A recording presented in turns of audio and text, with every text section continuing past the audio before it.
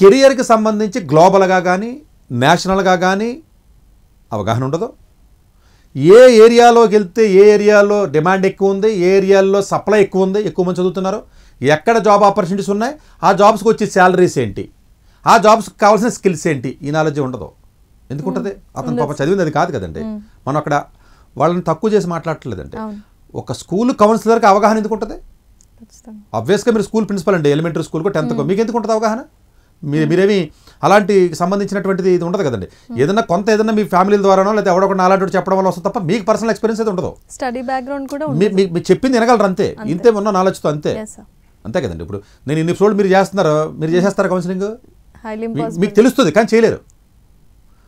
But అలా అని చెప్పేసి మీ దగ్గరికి ఎవరైనా సలహా వస్తే మీరు చెప్పినా కూడా కరెక్ట్ ఉంటుందండి. అదే నేను సతీష్ గారితో 100 ఎపిసోడ్లు చేశాను, నాకు ఫుల్ నాలెడ్జ్ ఉందంటే కుదరదు. లేకపోతే విన్న కెమెరామెన్ చేసినా కుదరదు, లేకపోతే ఏమో స్టూడియోలో ఉన్న ఇంకొకరు చేసినా కుదరదు.